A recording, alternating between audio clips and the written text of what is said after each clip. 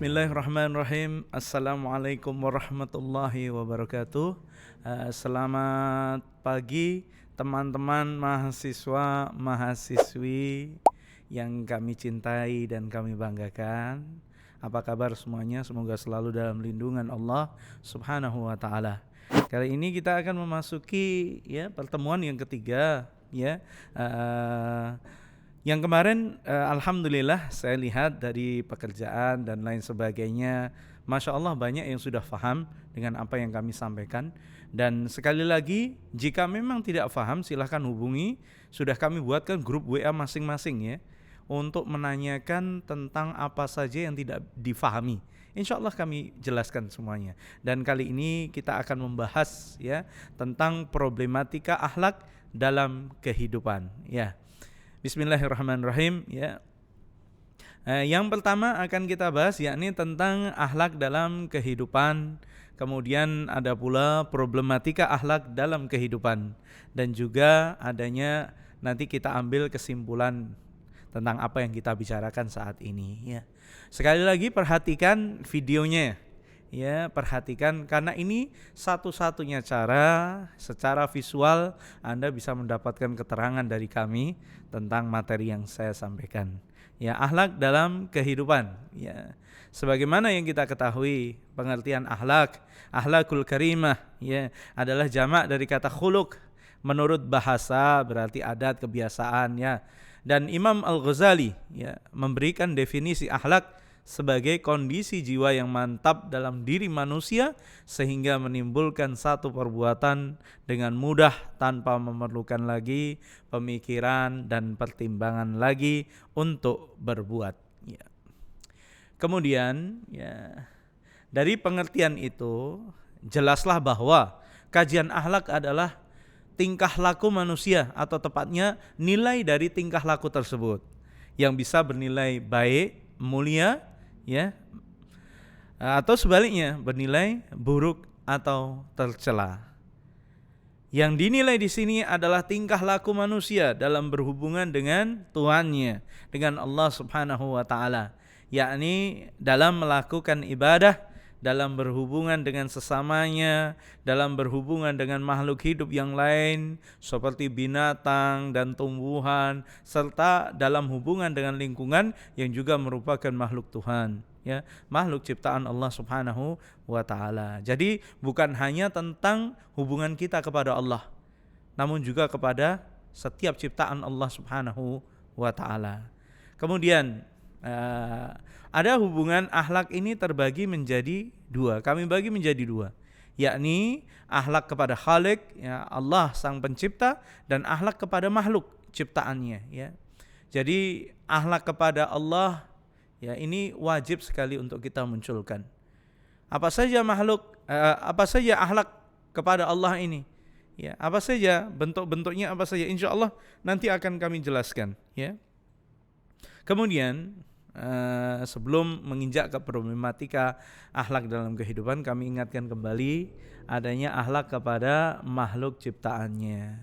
Jadi ketika seseorang beriman kepada Allah, dia juga wajib untuk mengasihi sesamanya, karena itu juga salah satu bentuk amal ibadah terhitung karena kebaikan-kebaikan yang ada. Apakah menolong saudaramu bukan kebaikan? Tentu saja kebaikan. Menolong orang yang kesusahan, kebaikan bukan? Itu kebaikan, dan satu akhlak yang sangat-sangat mulia. Dan banyak sekali hadis-hadis dari Nabi SAW yang menjelaskan keutamaan berbuat baik kepada siapa? Kepada saudaranya, kepada tetangganya, banyak sekali disebutkan. Kemudian teman-teman yang dirahmati Allah Subhanahu wa taala, adanya problematika akhlak dalam kehidupan. Nah, menurut Kamus Besar Bahasa Indonesia, problematika adalah sesuatu yang mengandung masalah, problem, mengandung masalah. Jika digabungkan dengan akhlak, maka menjadi problematika akhlak. Dapat disimpulkan bahwa problematika akhlak adalah suatu masalah yang berkaitan dengan akhlak, apapun itu, yang berkaitan dengan masalah-masalah perilaku, masalah lisan, masalah perbuatan yang menyangkut dengan akhlak. Kemudian pada zaman modern ini tentu banyak sekali permasalahan atau problematika yang kita ini masyarakat modern ini kita sebut masyarakat modern kita hadapi. Salah satunya adalah problematika akhlak. Masyarakat modern ini siapa sih Siapa yang disebut masyarakat modern ini? Adalah sekelompok manusia yang hidup dalam kebersamaan, yang saling mempengaruhi dan terikat dengan norma-norma serta sebagian besar anggotanya mempunyai orientasi nilai budaya untuk menuju kehidupan yang lebih maju. Nah, kita termasuk masyarakat modern itu. Gaya hidup atau tingkah laku masyarakat modern yang telah tergerus oleh modernisasi menyebabkan munculnya problematika akhlak. Kehidupan masyarakat modern identik dengan apa? Mendewakan ilmu pengetahuan dan teknologi. Hingga efeknya apa? Efeknya mengesampingkan pemahaman agama. Jadi kalau sesuatu yang tidak sesuai dengan ilmu pengetahuan dan teknologi, merasa itu hanyalah sesuatu khayalan. Ingat bahwasanya berbahaya sekali ketika seseorang mengesampingkan agama, mengesampingkan pemahaman agama dan lebih terfokus, lebih mendewakan ilmu pengetahuan dan teknologi. Maka berhati-hatilah. Mereka beranggapan bahwa ilmu pengetahuan dan teknologi akan mampu meningkatkan taraf kehidupan. Padahal tidak selamanya seperti itu. Tidak selamanya seperti yang diharapkan, karena kemajuan di bidang teknologi yang berkembang pada masyarakat modern akan memberikan dua dampak bagi kehidupan manusia, positif dan negatif. Ada dua dampak. Lah disinilah ketika seseorang hanya mendewakan ilmu tanpa memperhatikan urusan agamanya, maka sesuatu yang di tangannya bisa menjadi alat rusak yang sangat dahsyat. Anda bayangkan, jika racun yang semula untuk tikus, karena kejahilan, karena kejahatan, karena dorongan hawa nafsu hingga diminumkan ke orang lain. Lihat, karena apa? Yaitu tadi, mereka tidak mengenal belas kasih, tidak memiliki akhlak yang mulia, seperti itu. Maka ada dua dampak, negatif dan positif. Kemudian, dari berbagai literatur, sekurang-kurangnya ada 8 penyakit yang ada dalam masyarakat modern. Ada 8 penyakit. Penyakit yang ini silahkan kita bahas bersama. Adanya yang pertama disintegrasi antara ilmu pengetahuan, spesialisasi yang terlampau kaku, terlampau kaku yang berakibat terjadinya pengkotak-kotaan akal pikiran manusia dan cenderung membingungkan masyarakat. Maka ini perlu kita kaji ulang, kita teliti kembali, apakah terjadi pengkotak-kotaan kepada akal pikiran kita ketika kita mempelajari sesuatu. Kemudian yang kedua, ini sekali lagi kami ingatkan, kalau nanti dalam pembahasan ini ada sesuatu yang tidak difahami, silahkan untuk bertanya. Malu bertanya, sesat di jalan. Apalagi kalau urusan agama, jangan mentafsirkan dengan tafsiran sendiri, itu sangat-sangat keliru. Maka semuanya butuh ilmu, dan silahkan jika tidak tahu silahkan untuk di-share kembali. Kemudian yang kedua, kepribadian yang terpecah belah, split personality, sebagai akibat dari kehidupan yang dipolakan oleh ilmu pengetahuan yang terlampau spesialisasi dan tidak berwatak nilai-nilai ketuhanan. Jadi segala bagi seorang mukmin, orang yang beriman, ketika dia melihat bulan, dia menyaksikan, boleh dia meneliti bulan itu apa sih, kandungan-kandungan apa saja, lalu berujung pada ketaatan kepada Allah. Pada akhirnya siapa yang menciptakan? Pencipta yang hebat ini siapa ini? Kalau Anda meneliti masalah masalah kulit, Anda akan temukan hal-hal menarik. Lah ini di balik ini siapa yang menciptakan? Apakah manusia lahir dari batu? Tentu tidak, ya. Dan ini ya yang diharapkan. Ketika Anda mempelajari ilmu apapun itu, ya. Ilmu manajemen, ilmu keuangan, ilmu mesin, ilmu apalah, ya. Yang jelas jangan sampai melupakan nilai-nilai ketuhanan. Itu sangat-sangat tidak baik, ya. Maka teman-teman yang dirahmati Allah Subhanahu wa taala selalu munculkan, ya, nilai-nilai ketuhanan di setiap apa yang kita pelajari. Ya, berhitung, ya, membaca dan lain sebagainya. Ya, seperti itu. Kemudian yang ketiga, ya. Yang ketiga yakni dangkalnya rasa keimanan, ketakwaan serta kemanusiaan sebagai akibat dari kehidupan yang terlampau rasionalistik dan individualistik. Coba, sekarang kebanyakan ketika ada tabrakan di pinggir jalan, apakah ditolong dulu atau ambil kamera dulu kira-kira? Atau mau buat status WhatsApp dulu atau langsung menolong meminggirkannya? Nah ini, ya. Ini contoh, ya, contoh. Nah, terus munculnya sifat individualistik, ya. Tidak peduli urusan orang, masa bodoh, ya. Pokoknya saya seperti ini ya seperti ini. Orang lain ya nah, ingat ya, jamaah teman-teman yang dirahmati Allah Subhanahu wa taala, ya, perhatikan, ya. Perhatikan. Kita ini, ya, dituntut untuk bermanfaat bagi orang lain. Khairun nas anfa'uhum linnas. Mereka sebaik-baik manusia adalah yang bermanfaat untuk sekitarnya. Jadi nanti ketika Anda memiliki ilmu, apapun ilmu itu, pergunakan ilmu itu, sumbangsihkan untuk kemanfaatan umat. Maka itu Anda bermanfaat. Kalau ilmu hanya Anda pendam sendiri, ya, Anda mati dengan apa? Dengan ilmu itu, maka ya, kita tidak mendapatkan jariyah, ya, pahala yang terus menerus walaupun orangnya sudah meninggal. Nah, seperti kita membuat video ini, selama Anda menyaksikan video ini, selama Anda mengikuti pembelajaran ini, mengambil manfaatnya dan terlebih lagi Anda mempraktekkan akhlak yang mulia itu, tentu kita akan mendapat kebaikan. Ya, seperti itu. Seperti itu. Dan jangan terlalu rasionalistik, ya.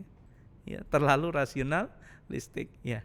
Kemudian teman-teman yang dirahmati Allah Subhanahu wa taala, yang keempat, ya, timbulnya pola hidup yang materialistik sebagai akibat dari kehidupan yang berlebihan mengejar duniawi. Sekarang coba, ya. Coba Anda buat survei kecil-kecilan, ya. Tanya dari 1 sampai 10 orang, kira-kira yang punya hutang berapa orang? Allah Subhanahu wa taala mentakdirkan semuanya mendapat rezeki bagian. Huwa aghna wa aqna. Dialah Allah yang memberikan kekayaan dan kecukupan, ya, bukan kemiskinan, kecukupan. Allah berikan kaya dan cukup. Yang membuat miskin, yang membuat kurang, ya, adalah pola hawa nafsu kita. Maka materialistik, ya, sebagai akibat dari kehidupan yang berlebihan mengejar dunia. Pokoknya saya harus seperti ini. Silahkan, ya. Bekerja itu Anda nanti suatu saat akan menjadi orang yang bekerja. Ya, insya Allah kita doakan semoga Anda menjadi orang-orang yang hebat nantinya. Dan ketika Anda mengejar dunia ini, perhatikan niat Anda, karena sangat erat hubungannya. Ya, sangat erat hubungannya antara niat dan pahala. Maka ketika Anda nanti, ya, atau mungkin saat ini Anda belajar, Anda niatkan untuk apa? Ya, kalau hanya niat saya belajar nanti biar dapat kerja, ya Allah berikan pekerjaan itu. Namun ketika Anda niatkan, ya Allah, aku niat karenamu untuk menuntut ilmu, maka berkahilah ilmu ini. Ya, nanti bonusnya dapat kerja, dapat berkah dan dapat ilmu. Mana yang kira-kira Anda pilih? Ya, seperti kita kenal, besar pasak daripada tiang. Banyak orang yang berpenghasilan sedikit, tapi gaya hidupnya, ya, akhirnya terlalu memaksakan diri. Hingga akhirnya utang sana, utang kemari. Ingat, ya, hutang itu kalau pagi bikin deg-degan, kalau malam bikin resah. Ya, hati-hati, apalagi kalau ketemu orang yang kita sering ngutangi dan lain sebagainya, ya, yang kita alasan ini dan itu, ingat malu kita itu. Makanya jangan senang berhutang, ya. Cukupkan dengan apa yang Allah berikan. Sifat sederhana ini, ya, sifat sederhana. Saya yakin suatu saat Anda akan diberi kesempatan untuk menikmati apa yang Anda kejar, ya. Termasuk urusan ini, urusan pekerjaan, urusan ilmu, ya. Anda akan pada waktunya nanti Anda akan berkata, alhamdulillah ya Allah, terima kasih atas segala kenikmatan yang Kau beri. Karena kita merasa cukup terhadap apa yang Allah berikan. Nah, ini yang terjadi saat ini adalah ya materialistik, ya, semua diukur dengan harta. Ya, semua diukur dengan harta. Maka coba bayangkan saja jika ada pemuda S1, ya, lulusan S1, ya, pendidikan agama, ya, ketika dia mengajar gajinya enggak seberapa, 100.000 sebulan. Anda bayangkan, ya. Nah, ini apakah dia tidak bisa hidup? Oh, ternyata bisa hidup, ya, walaupun dengan ya serba kecukupan tadi, ya. Yang ia cukupkan hatinya, dia rem, ya. Karena kita paham kita tidak boleh boros dan bersifat materialistik, semuanya dinilai dengan uang, terlebih lagi ketika kita mengajarkan kepada sesuatu. Ya, jangan melulu diukur dengan uang. Jangan melulu diukur dengan upah, ya. Lihat, berbeda enggak orang yang ketika bekerja, ya, dia selalu menghitung semuanya dengan uang. Ya, uang tanpa mengikutkan akhlak yang baik, peri kemanusiaan yang ada, ya. Lihat, akan sangat berbeda sekali. Sebab nanti akan ada peran keberkahan dari Allah Subhanahu wa taala untuk rezeki Anda. Ya. Kemudian yang kelima, ya. Yang kelima adalah cenderung menghalalkan segala cara. Ya, ini problematika ini, ya. Cenderung menghalalkan segala cara sebagai akibat dari paham hedonisme yang melanda kehidupan, ya. Pola hidup yang mewah, ya. Kalau hari ini, ya, kita hanya mampu membeli nasi kucing, ya. Saya misalkan seperti itu, nasi kucing, tempe goreng dan es lemon tea. Ya, cukupkan itu saja. Ya, terima keadaan Anda. Jangan kita punya uang berapa, kelasnya baru seperti itu, ternyata kita pilih makan pizza, spaghetti dan lain sebagainya yang terkesan memang harganya mahal, ya. Dan kita tidak mempunyai kemampuan untuk itu, ya. Maka hati-hati, ya, hati-hati. Dan cenderung menghalalkan segala cara. Kalau dia sudah tidak punya uang, lalu bagaimana? Ya, dia menghutang ke orang lain, ya. Menghutang. Padahal ini adalah sesuatu untuk yang sia-sia. Karena apa? Tidak menghasilkan apapun kecuali untuk menuruti hawa nafsunya. Maka orang lain ikut susah, ya. Orang lain ikut memikirkan ini dan itu, ya. Maka berhentilah berbuat seperti ini, ya. Ini adalah problematika yang sering terjadi, cenderung menghalalkan segala cara. Karena ingin baju yang mewah terus, akhirnya dia melakukan sesuatu yang diharamkan oleh Allah Subhanahu wa taala. Ya, apa itu? Ya, segala hal yang melanggar aturannya, berbuat maksiat, ya, ini dan itu. Maka kita berlindung kepada Allah Subhanahu wa taala agar tidak bertemu dengan hal yang demikian. Kemudian yang keenam, ya, mudah stres dan frustasi sebagai akibat terlampau percaya dan bangga terhadap kemampuan dirinya tanpa dibarengi sikap tawakal, ya. Tanpa dibarengi sikap tawakal dan percaya ketentuan Allah. Nah, ini bahaya sekali. Overconfidence, ya. Terlalu percaya diri. Loh, percaya diri itu boleh? Ya harus. Anda harus percaya diri mengungkapkan fakta, ya, mengungkapkan ilmu-ilmu. Anda harus mengajarkan harus dengan keyakinan, ya. Harus dengan keyakinan. Anda percaya diri, tapi percaya diri yang terlarang adalah ketika dia percaya diri tanpa memiliki ilmu. Nah, ini berbahaya sekali, ya. Pokoknya maju, ya, terserah ada ilmu atau tidak. Lah, ini bahaya sekali teman-teman yang dirahmati Allah Subhanahu wa taala, ya, tanpa dibarengi sikap tawakal. Ingat, kita orang-orang beriman, ya, kita ini orang-orang beriman. Anda berhasil itu bukan hanya karena usaha Anda sendiri, ada campur tangan Allah di situ. Maka ketika Anda keluar rumah, Anda ucapkan Bismillah tawakkaltu 'alallah. Saya bertawakal kepada Allah, bismillah, Ya, Anda mau online, Anda mau belajar seperti ini, membuka laptop, Anda berdoa kepada Allah, Rabbi zidni ilma warzuqni fahma. Anda minta biar ditambahkan ilmu. Ya, ini salah satu bentuk tawakal kita kepada Allah. Berdoa, ikhtiar dan tawakal. Ini satu rangkaian ya, satu rangkaian. Dan insya Allah nanti akan kita bahas lebih detail lagi. Ya, kemudian adalah, banyaknya orang-orang stres ya, mudah stres. Kalau sebutannya sekarang galau. Ini banyak yang galau nggak kira-kira? Nah, kenapa bisa galau? Oh, seorang mukmin kok galau? Ya, padahal setiap harinya diisi dengan amal soleh, ibadah kepada Allah. Ya, melakukan sesuatu yang mendatangkan keridhaan Allah. Berarti kalau Anda tidak disibukkan dengan kebaikan, berarti Anda sibuk dengan sesuatu yang tidak baik. Itu ya. Ketika Anda tidak disibukkan dengan kebaikan, berarti Anda disibukkan dengan ketidakmanfaatan. Ya, coba dicek kembali ya. Kemudian teman-teman yang dirahmati Allah Subhanahu wa taala, perasaan terasing di tengah-tengah keramaian, lonely ya, merasa sepi padahal banyak orang ya, sebagai akibat dari sikap individualistik. Lihat coba sekarang ya, dalam keluarga Anda sendiri, lihat ketika berkumpul apa yang dipegang, sama tidak dengan keadaan dulu ya, ketika Anda belum mengenal gadget ya, apalagi yang senang game-game online itu. Hati-hati loh ya, hati-hati, jangan sampai kecanduan game-game online karena itu tidak bermanfaat ya. Stress release ya, saya bilang pelepas stres yang terbaik bagi seorang beriman adalah ketika dia mengikuti perintah Allah. Maka bahaya sekali jika seorang yang mengaku beriman dia tidak melakukan sesuatu yang diperintahkan Allah. Ya, termasuk ala bidzikrillah tatmainnul qulub. Dengan berzikir kepada Allah hati ini tenang. Ya, tenang. Terus ada ungkapan, saya enggak tenang nih. Pak, saya kok sulit tenang ya. Kenapa? Nah, coba dicek hubunganmu dengan Allah Subhanahu wa taala.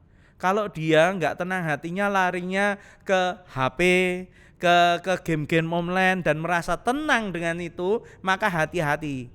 Ya, hati Anda sedang bermasalah. Ya, sebab ketenangan tidak didapati dari itu. Ya, tidak didapati dari itu.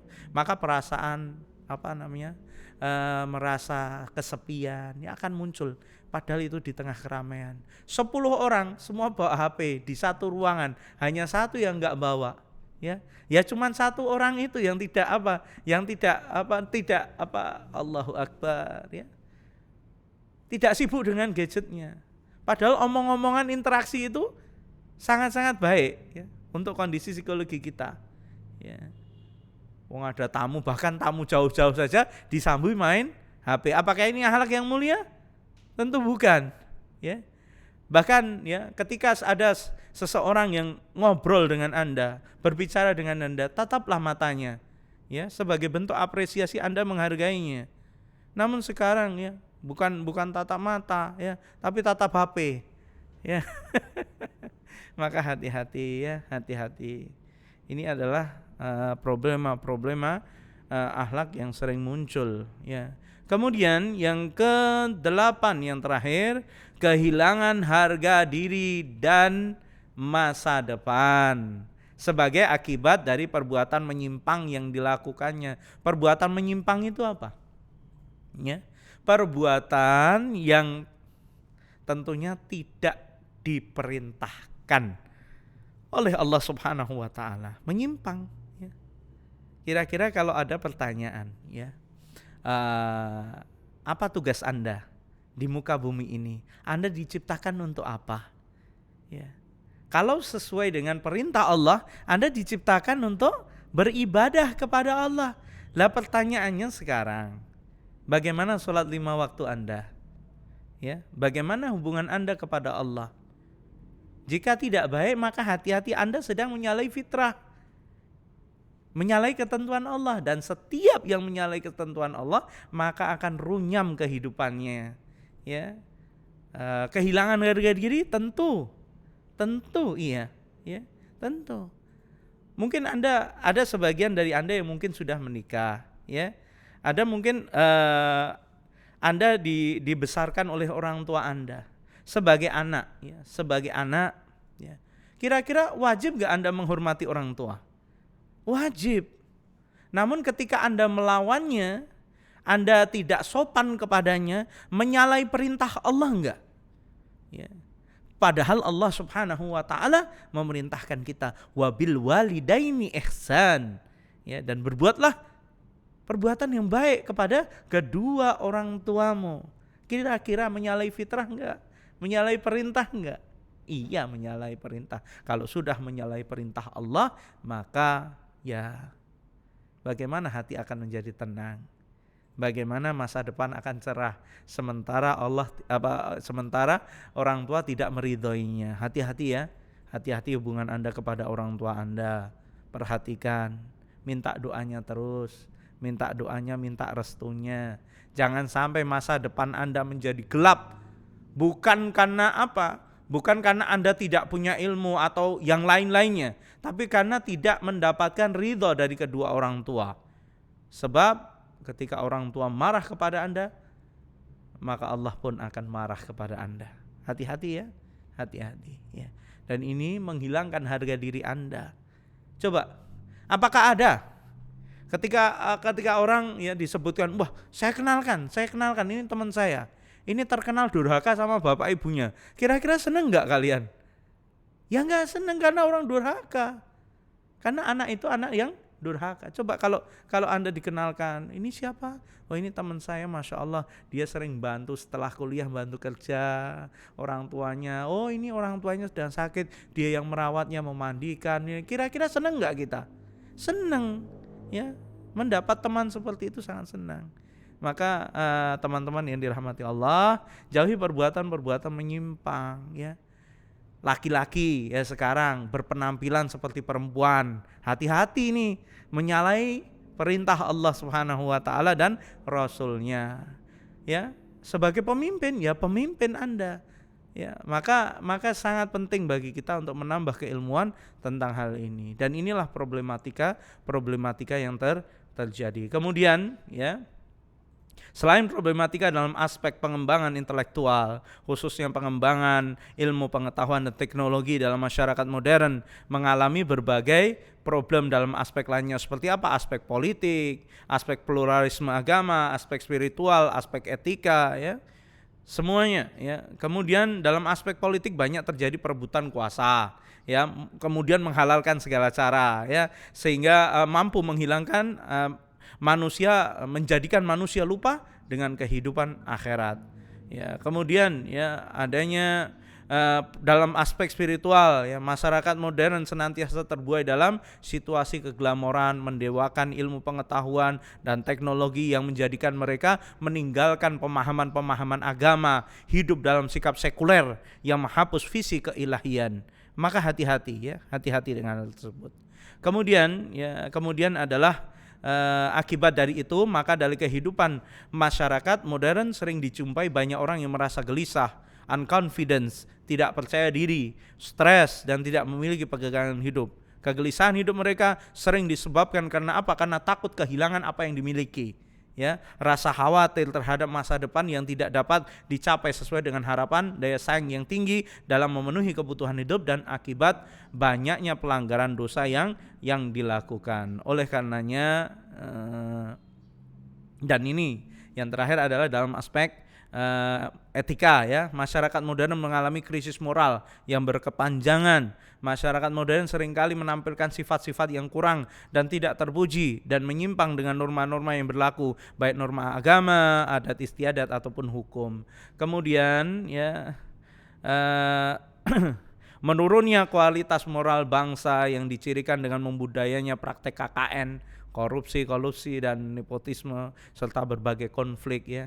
Kemudian kesimpulan yang bisa kita ambil ya adalah gaya hidup atau tingkah laku masyarakat modern yang telah tergerus oleh modernisasi menyebabkan munculnya problematika akhlak.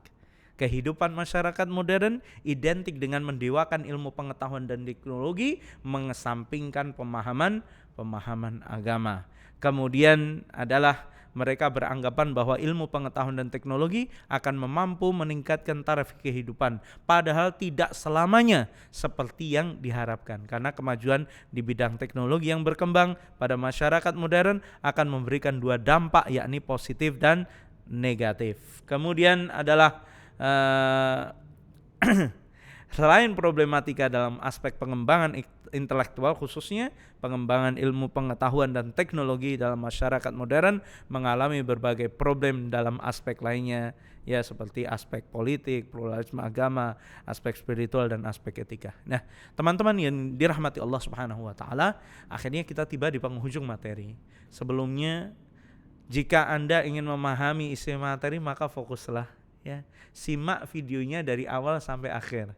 Dan nanti akan kami tanyakan pula tentang kepahaman Anda terhadap materi kami, ya. Jika ada sesuatu yang belum paham, silahkan tanyakan, ya. Silahkan tanyakan dan jangan sampai hanya diam saja, sebab kita berinteraksi. Begitu pula di Google Classroom, ya. Jadikan lokasi tempat untuk berdiskusi, ya, berdiskusi yang bermanfaat, ya. Seperti itu. Ya, mungkin ini dulu. Terima kasih atas perhatiannya. Sukses selalu untuk kalian semua. Barakallahu fikum. Wassalamualaikum warahmatullahi wabarakatuh.